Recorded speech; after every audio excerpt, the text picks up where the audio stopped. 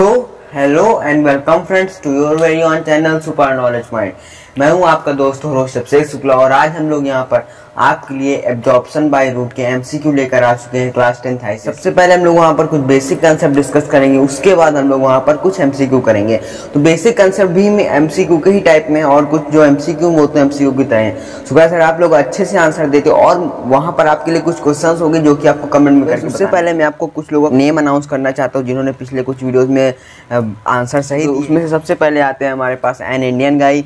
So guys, thank you for commenting. And then आते हैं हमारे पास हसनी, करीम खान, प्रतीक कुमार, शुभांगी श्रीवास्तव ने सही आंसर दिया था, लिसिक कुरी कौसो, प्रभात प्रधान, हीकर boy, awesome fantasy and Madhumita. So guys, इन सभी लोगों ने आंसर एकदम करेक्ट दिए थे। So guys, congratulation to all of this. आपको भी लगता है कि मैं आपका नाम अनाउंस करूँ तो आपको भी तुरंत इस वीडियो में सबसे पहले कमेंट करके बताना है कि जो मैं क्वेश्चन पूछूंगा उसका आंसर क्या होगा। चीटिंग के बिना बताना, अगर गलत होगा तो मैं आपको सही बताऊंगा, अगर सही होगा तो कोई बात नहीं। सो गाइस, चलिए बिना टाइम वेस्ट किए आज के हम लोग अपने एमसीक्यू की सीरीज स्टार्ट करते हैं। अगर आपको अच्छा लगे तो लाइक कर देना, चैनल पे नए हो मेरे दोस्तों सब्सक्राइब कर दो, बेल नोटिफिकेशन को ऑन कर दो ताकि रोज आने वाली वीडियोस का नोटिफिकेशन आपको बिल्कुल टाइम पर मिल जाए। Let's start this video.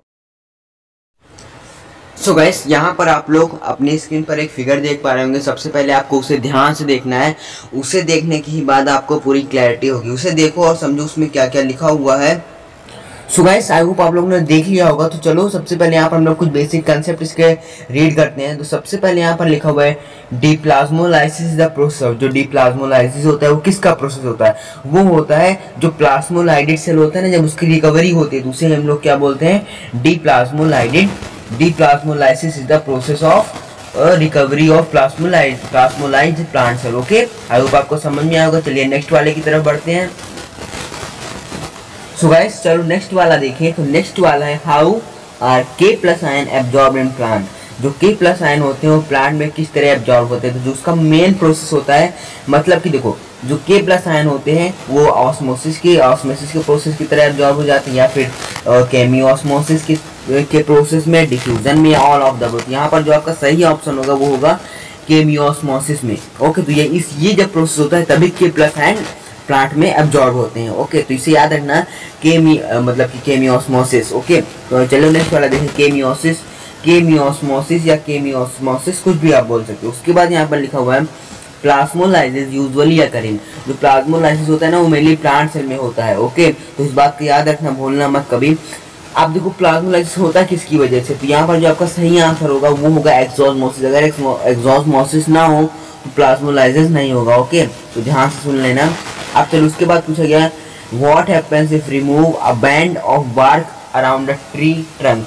मतलब कि देखो अगर आप लोग जो बैंड ऑफ बार्क उसको ट्री के ट्रंक से रिमूव कर देते हो, हटा देते हो, वहाँ पर आपका क्या होने वाला? वहाँ पर जब आप उसको मतलब निकालोगे तो वो जो है the process does not interference with the flow of food material. मतलब कि वो जो फूड मटेरियल के साथ फ्लो नहीं कर पाएगा उस प्रोसेस में। ओके, तो ये हो जाएगा हमारा सही आंसर। उसके बाद यहाँ पर क्वेश्चन पूछा गया root hair are the extension of root. तो जो रूट हेयर होते हैं वो किसकी एक्सटेंशन होते हैं? तो वो एपिडर्मिस की, एपिडर्मल हम लोग कह सकते हैं या एपिडर्मिस कह सकते हैं, तो उनकी एक्सटेंशन होता है। ओके, चलो आगे बढ़े। आगे हमारे पास लिखा हुआ है which of the following is not true regarding osmotic process. तो गाइस, ये जो आप क्वेश्चन अभी मैं बोलने जा रहा हूँ ये क्वेश्चन एमसीक्यू स्पेसिमेन पेपर में आया है, तो उससे मैंने क्योंकि सॉल्व कर लिया है, उसका वीडियो बना लिया, तो आप लोग देख सकते हो, प्लेलिस्ट बनी हुई है। ओके, उससे पहले मैं पर आपको जो बता रहा था कि ये जो क्वेश्चन है ये इसी तरह क्वेश्चन एमसीक्यू में आया था 1 नंबर में। तो ध्यान सुनना, इसमें लिखा हो गया कि ऑस्मोटिक जो प्रेशर होता है उसके लिए कौन सी बातें सही नहीं है, कौन सी बात सही नहीं है। तो ऑप्शन है आपके पास, मतलब देखो जो बातें सही नहीं है वो बताना है, बाकी सब सही, खाली एक ही जो सही नहीं है। तो जो देखो इसमें लिखा हुआ osmotic potential is needed to maintain the equilibrium between two osmotic process determined by the solute concentration. Osmotic pressure is a negative pressure and then osmotic pressure is numerically equal to the solute potential. यहाँ पर जो आपकी गलत बात है वो बताई गई है कि ऑस्मोटिक प्रेशर एक नेगेटिव प्रेशर है। ये आपका गलत बात है, क्योंकि ऑस्मोटिक प्रेशर जो होता है वो एक पॉजिटिव प्रेशर होता है। चलो आगे देखिए, आगे लिखा हुआ है which of the following does not describe translocation of mineral in plant. मतलब बताना है वो क्या है जो कि नहीं डिस्क्राइब करता है, मतलब मिनरल को जो ट्रांसलोकेशन होता है वो कौन नहीं डिस्क्राइब करता है। यहाँ पर जो आपका सही आंसर हो जाएगा, हम पहले चारों ऑप्शन को ध्यान से पढ़ेंगे। हम और आप अगर ध्यान से पढ़ते हो तो आपको समझ आएगा। तो यहाँ पर लिखा हुआ है calcium is the chief mineral that is mobilise often in the plant. मतलब जैसे आप देखते होंगे बाइक में डीजल पड़ता है, मोबियल पड़ता है, उसी सेम तरह जो कैल्शियम होता है वो प्लांट में मोबियल का काम करता है। तो calcium is the chief mineral that is mobilised often in plant. Okay, यहाँ पर ध्यान से सुनना ताकि वो आपको समझ में आएगा। चलो आगे देखिए, विच of the following is true regarding the mineral ions in soil. मतलब कि जो मिनरल आयंस होते हैं सॉइल में उनके रिगार्डिंग उनके हिसाब से कौन सी बात सही लिखी हुई। तो यहाँ पर जो ऑप्शन ए है लिखा हुआ mineral are usually present in the soil as a charge particle. मतलब कि जो भी मिनरल सॉइल में प्रेजेंट होते हैं वो मेनली चार्ज पार्टिकल के होते हैं। तो आपको ये भी समझ में आएगा। चलो आगे देखिए, आगे लिखा हुआ if you place the plant cell in a solution that has low water potential. मतलब कि ये कोई प्लांट है, मतलब इफ प्लांट को आप एक सेल के सॉल्यूशन में, प्लांट सेल को आप एक सॉल्यूशन में पुट कर देते हो जिसका वाटर पोटेंशियल क्या है, लो होगा, तब वहां पर क्या होगा, वहां पर जिसका लो वाटर पोटेंशियल है, मतलब देखो यहाँ पर आप चारों ऑप्शन पर लिखा हुआ the plant cell gains by osmosis, the plant cell gain water by osmosis, या फिर the plant cell lose water by osmosis, या फिर लिखा है the plant cell become turgid, या फिर लिखा हुआ है the vacuoles of the plant cell increase in the volume. तो इन चारों ऑप्शन में आपको कौन सा लगता है, कौन सा सही हो सकता है। सो गाइस, ये आपके लिए मैं सरप्राइज देने वाला हूँ कि ये क्वेश्चन आपको नीचे कमेंट बॉक्स में बताना है, क्योंकि इसमें मुझे कंफ्यूजन है, तो इसको आप कमेंट बताइएगा। मे भी यहाँ पर जो आपका ऑप्शन नंबर ए है, मतलब बी है, वो आपका सही हो सकता है। ऑप्शन नंबर बी ही सही है, द प्लांट से लूजेस वाटर बाय ऑस्मोसिस, यही आपका सही होगा। मैंने बता ही दिया है, आपको कमेंट बताने की कोई जरूरत नहीं है। उसके बाद यहाँ पर पूछा गया है if you see the leaves of a grass in early morning you will notice tiny droplet on the tips of grass leave, this is called which result of root pressure. मतलब कि जो आप सुबह उठते होगे, अगर आप मतलब मॉर्निंग वॉक में ग्रास में चलते होगे तो वहाँ पर आपको छोटी छोटी बूंदें दिखाई देती होंगी प्लांट मतलब जो घास होती है, तो वो किसकी वजह से होता है, वो होता है मेनली गटेशन की वजह से। ये हम लोग ट्रांसपिरेशन चैप्टर में पढ़ेंगे। तो guttation is the correct answer. Then पूछा गया which among the following is not needed for mineral absorption in plant. मतलब इसमें किसकी जरूरत नहीं है एब्जॉर्प्शन इन प्लांट, मिनरल की एब्जॉर्प्शन इन प्लांट में। यहाँ पर जो आपका सही ऑप्शन है फ्लोएम। फ्लोएम क्या करता है, क्योंकि वो वाटर ट्रांसपोर्ट करता है, तो उसका यहाँ पर कोई मतलब नहीं, तो फ्लोएम तो नहीं हो सकता है, तो फ्लोएम ही हमारा सही आंसर। उसके बाद पूछा गया है water potential due to solute concentration is also called water potential is due to, मतलब जो वाटर पोटेंशियल होता है सॉल्यूट कंसंट्रेशन के हिसाब से वो क्या होता है, तो वो होता है आपका हाइपोटोनिक सॉल्यूशन। ओके, मतलब यहाँ पर जो आपका सही आंसर होगा, सही आंसर तो आपको मैं बता दूंगा, लेकिन यहाँ पर आप समझो मेरी बात को समझो। तो गाइस जो ऑस्मोटिक फोर्स होता है वह इसका मेन रीजन होता है। चलो आगे देखिए, आगे यहाँ पर लिखा हुआ विच among the following is created by osmotic pressure of the xylem SAP. तो यहाँ पर जो आपका जो रूट प्रेशर होता है वही आपका ऑस्मोटिक प्रेशर होता है जाइलम सैप का, तो आपका ये रूट प्रेशर सही आंसर हो जाएगा। उसके बाद चलो देखते हैं विच among the following statement is not true regarding imbibition. Imbibition के रेस्पेक्ट में कौन सी स्टेटमेंट सही नहीं है। तो जो इम्बाइबेशन यहाँ पर आपको लिखा हो गया है, imbibition is type of osmosis, imbibition is absorption of water by colloids, imbibition का reduction in volume of solid, तो ये आपका गलत है। इम्बाइबेशन जो है रिडक्शन सॉलिड का नहीं करता, यहाँ पर लिखा हुआ उसका रिडक्शन करता है लेकिन वो नहीं करता है, तो ये आपका तीसरा वाला सही आंसर हो जाएगा, क्योंकि वो उसके पर्सपेक्टिव में गलत बात कही गई है। देन उसमें लिखा गया है which among the following true about mineral uptake by the root. तो यहाँ पर जो आपके पास 3 से 4 ऑप्शन दिए गए हैं, दोनों जब पढ़ोगे तो आपको आंसर मिल जाएगा, क्योंकि यहाँ पर देखो पूछा गया है कि जो मिनरल रूट जो मिनरल लेते हैं अपनी तरफ अपटेक करते हैं, तो उसके पर्सपेक्टिव में कौन सी बातें सही लिखी हुई है। तो यहाँ पर जो बातें सही लिखी हुई है, आपका पहला ही वाला सही लिखा है, मैंने पढ़ा तो मुझे पहला ही वाला सही लिखा कि root hair takes ion up from the soil into the cytoplasm of the epidermal cell by only active transport. Okay, तो ये आपका सही बात बताई गई है। ओके, तो चलो आगे देखिए, लिखा हुआ है have a difficulty closing a charge plasma membrane. मतलब कि वो कौन से चार्ज प्लाज्मा मेम्ब्रेन है जिसको डिफिकल्टी होती है प्लाज्मा मेम्ब्रेन से चार्ज होने में। तो ऑप्शन दिया गया नाइट्रेट, HPO4 का मुझे नहीं पता, और वाटर।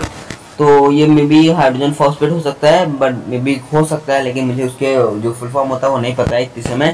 NO3 तो नाइट्रेट होता है, तो NO3 HPO4 H2 इसमें से कौन सी जिसको डिफिकल्टी होती है, ओनली वन एंड सेकेंड।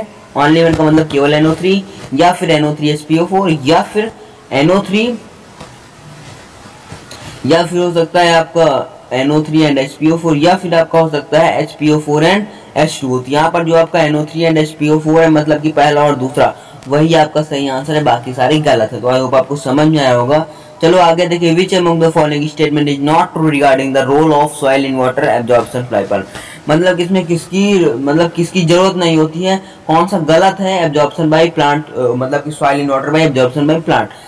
तो बताना होगा कौन सी बात गलत लिखी हुई in the perspective of absorption by plant. जो लिखा हुआ है soil act as a medium, देखो यहाँ पर जो लिखा हुआ है if soil holds water the root will absorb less water, ये गलत बात लिखी, क्योंकि अगर आप पेड़ में जितना पानी डालोगे पेड़ उतना ज्यादा एब्जॉर्ब करते हैं। आपने देखा होगा अगर आप कभी मतलब कि आप वाटर स्प्रिंकल करते हो तो जो पेड़ होता है वो कम वाटर एब्जॉर्ब करता है, बाकी जमीन में चल जाता है। क्यों? क्योंकि अगर उसको वाटर ना मिल पाए काफी समय तक तो उसे वहीं पर ले सके, ताकि तो यहाँ पर जो बात लिखी हुई है soil hold water, if soil holds water the root will absorb less water, ये गलत है। यहाँ पर रूट जो है ज्यादा वाटर एब्जॉर्ब करती है।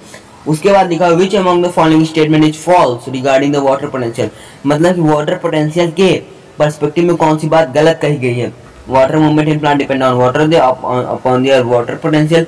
तो यहाँ पर लिखा हुआ देखो वो जो है हायर वाटर पोटेंशियल से लोअर पोटेंशियल जाता है। तो आपको जो तीसरा पॉइंट है ये आपका गलत लिखा हुआ है। Water always moves from region of higher water potential to lower water potential, लेकिन यहाँ पर उल्टा लिखा हुआ है लोअर से हायर, लेकिन होता क्या है हायर से लोअर। तो आपका तीसरी वाली बात गलत लिखी हुई, तो उसको निकाल के फेंक दो बाहर, वो सही है आपका।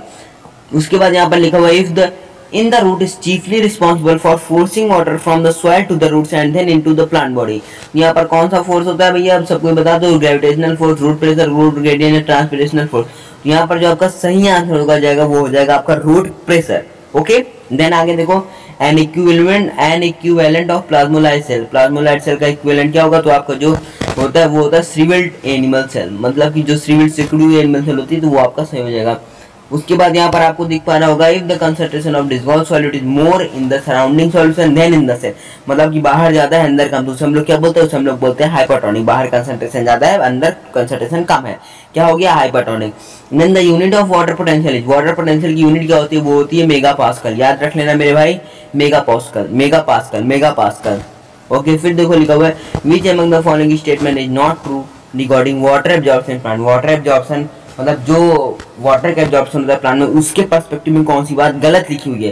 तो यहाँ पर जो बात मतलब कि आपकी जो बात नंबर तीसरी दी गई है, मतलब दूसरी दी गई, water is absorb separately and mineral are absorb separately by the root from the soil, ये बात गलत दी गई है। वाटर जो है मेनली आपकी कहाँ से एब्जॉर्ब की जाती है, रूट से एब्जॉर्ब की जाती है। आपकी जो दूसरा वाला पॉइंट है वो गलत है। देन बताना है which among the following reduces water potential, इसमें से क्या है जो कि वाटर पोटेंशियल को कम कर देता है। तो यहाँ पर अगर आप उसमें सॉल्यूट ज्यादा डालेंगे, जितना ज्यादा सॉल्यूट करेंगे तो उतना ज्यादा वाटर पोटेंशियल कम होगा। तो आपको जो ऑप्शन नंबर 2 है वो आपका सही हो जाएगा। ओके,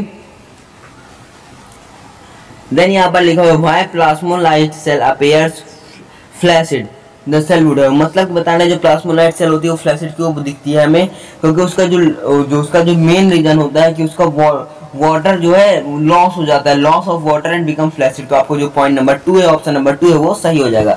फिर लिखा हुआ है which among the following part in the root absorb water and mineral ion, मतलब कि प्लांट मतलब कि जो वो कौन सा पार्ट है जो कि वाटर एंड मिनरल आयन को एब्जॉर्ब कर लेता है। Root epidermis, root hair, xylem और फोइलम। तो आपको जो सही आंसर हो जाएगा वो हो जाएगा रूट हेयर, मतलब कि जो ऑप्शन नंबर बी है रूट हेयर वो आपका सही हो जाएगा पक्का। देन लिखा हुआ ऑस्मोसिस, ये क्वेश्चन मैं आपको बता दूं यही सेम क्वेश्चन आपका पेपर में आया था। आपके पेपर में क्या लिखा हुआ था, डिफाइन द फॉलोइंग लिखा हुआ था, मतलब कि आपके पास 5 टर्म दिए गए थे, पांचों को डिफाइन करना था। तो पहला टर्म था ऑस्मोसिस, दूसरा था पता घटेशन था, तो सिर्फ 5 टर्म दिए गए थे, उसमें से एक ऑस्मोसिस था जिसकी 4 नीचे डिफिनेशन लिखी हुई थी अलग अलग, जो सही था वही बताना। तो यहाँ पर जो आपका चारों डिफिनेशन अगर आप लोगों ने पढ़ ली होगी तो आपको समझ में आ गया होगा तो यहाँ पर आपका कौन सा आंसर सही है। ओके, तो आई होप आपको ये पता चल गया होगा। देखो पहला दिया गया है, दूसरा, तीसरा एंड देन यहाँ पर चौथा दिया गया। तो यहाँ पर आपको बताना है कौन सही है। तो ये आंसर आपको कमेंट करके बताना है कि ऑस्मोसिस क्या होता है। इसे मैं इसलिए नहीं बता रहा क्योंकि अगर पूरा चैप्टर पढ़ लिया है ऑस्मोसिस नहीं पता है तो पूरा चैप्टर पढ़ने का कोई मतलब नहीं। ओके, तो इसका आंसर आपको कमेंट में बताना है। Osmosis can be defined as, आपको कमेंट में बताना है।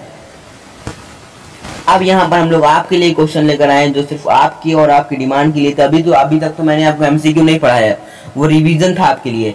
यहाँ पर अब आपके लिए एमसीक्यू लाया हूँ, which of the following function is not carried out by root, मतलब कि कौन सा फंक्शन है जो कि रूट के द्वारा नहीं किया जाता है। तो यहाँ पर जो आपका ऑप्शन नंबर सी है, अब जो ऑप्शन मतलब यहाँ पर जो आपका सॉरी गाइस, यहाँ पर जो आपका ऑप्शन नंबर बी है, producer suction force through transpiration, ये आपका करेक्ट आंसर है। ओके, तो आई होप आपको समझ में आ गया होगा। चलिए यहाँ पर हम लोग अब अपने तीसरे क्वेश्चन की तरफ बढ़ते हैं। तो तीसरा क्वेश्चन लिखा हुआ है, which of the following is not absorb by the root, क्या है जो कि रूट के द्वारा एब्जॉर्ब नहीं किया जा सकता। तो कार्बन डाइऑक्साइड रूट के द्वारा एब्जॉर्ब नहीं किया जा सकता है।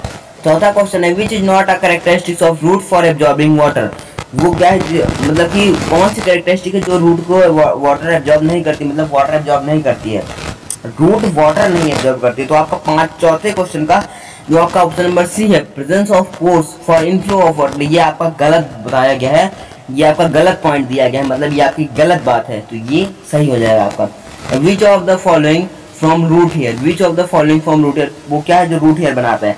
तो आपका जो पांचवा है उसका ए, एपिडर्मल सेल रूट हेयर बनाता है।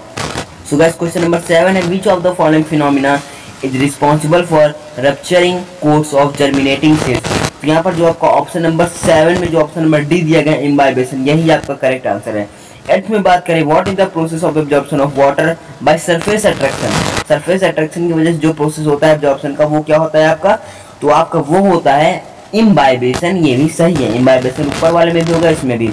9th वाला है, what is the process of movement of molecule of a gas from higher concentration to the region of lower concentration। यहाँ पर जो आपका सही आंसर हो जाएगा वो हो जाएगा आपका डिफ्यूजन। तो diffusion is one of the correct answer. So guys I hope आपको समझ में आ रहा होगा। 10th लिखा हुआ है, which of the following process involves in semi permeable membrane. तो जो एक्टिव ट्रांसपोर्ट होता है सिर्फ वही सेमी परमिएबल मेम्ब्रेन में होता है, याद रखना। सॉरी गाइस, जो आपका ऑस्मोसिस होता है सिर्फ वही सेमी परमिएबल मेम्ब्रेन में होता है। तो ये आपकी बात सही है, सेमी परमिएबल सही हो जाएगा, मतलब कि ऑस्मोसिस सही हो जाएगा आपका। 10th का सी ऑप्शन करेक्ट है, बी वाला मैंने गलती से बोल दिया था। देन 11th की बात करें तो 11th में लिखा हुआ है, which of the following phenomena leads to swelling of cell. तो सेल में स्वेलिंग आ जाए उसका आपने देखा होगा कभी कभी जो मतलब कि रेनी सीजन होते हैं, रेनी सीजन में आपकी जो विंडो डोर होते हैं, दरवाजे होते हैं, अगर बारिश की बूंदें चली जाती है तो क्या होता है, वो बंद होने में दिक्कत होने लगती है बारिश के समय। उसका मेन रीजन क्या है, इंडोस्मोसिस। तो इंडोस्मोसिस आपका एकदम सही आंसर है। देन 12th वाले की बात करें, वो when a sugar cube is kept in a beaker containing water, it is slowly dissolved and separate in the liquid, which of the following process taking place। उस समय कौन सा जो प्रोसेस होता है वो हो रहा होता है। तो आपको क्वेश्चन नंबर 12 का option number C, diffusion, diffusion is the correct answer. Then हम लोग आते हैं क्वेश्चन नंबर 13 पर, which of the following is not a semi permeable membrane. कौन सी है जो सेमी परमिएबल मेम्ब्रेन नहीं है। तो मोल्सन क्लॉज होता है वो सेमी परमिएबल मेम्ब्रेन नहीं। देन आता है cell is placed in pure water, which of the following is लगा। अगर हम लोग सेल को प्योर वाटर में लगाते हैं क्या होने मतलब क्या हो सकता है। यहाँ पर जो आपका ऑप्शन नंबर बी है, मूवमेंट और वो जो अगर बाहर से चला जाएगा बस ये हो जाएगा, बी वाला सही हो गया। देन आपका 15, 16, 17 ओके। नाउ 15% लिखा हुआ है, option of nutrient like nitrate, वो मतलब वो कौन सा प्रोसेस जिसमें स्पीशीज एब्जॉर्ब कर ली जाती है। वो जो आपका क्वेश्चन नंबर 15 है उसका सही ऑप्शन हो जाएगा आपका सी, एक्टिव ट्रांसपोर्ट। देन आता है हमारे पास 16, which of the following process requires energy to take place. तो एनर्जी के लिए जो हम लोग यहाँ पर सही ऑप्शन हो जाएगा एक्टिव ट्रांसपोर्ट, तो डी वाला भी सही हो जाएगा। देन 17 में आता है, which of the following takes place in active transport. तो यहाँ पर movement of substance from lower concentration to higher concentration क्या हो जाएगा, एक्टिव ट्रांसपोर्ट हो जाएगा।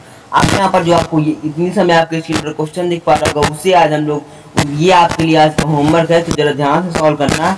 ये क्वेश्चन जो आपको फर्स्ट क्वेश्चन दिख रहा है इसी वजह से मैंने आपको सबसे पहले फर्स्ट क्वेश्चन नहीं दिखाया था मेरी वजह से, क्योंकि ये सबसे इजी क्वेश्चन है इस चैप्टर का, इसी वजह से मैंने आपको इसे कमेंट में बताने को कहा। तो देख लो ऑप्शन क्या होगा। क्वेश्चन में पूछा गया है कि which of the following plant structure are, मतलब कि जो एब्जॉर्प्शन ऑफ मिनरल होता है उसके लिए कौन सा मतलब कि प्लांट स्ट्रक्चर रिस्पॉन्सिबल होता है।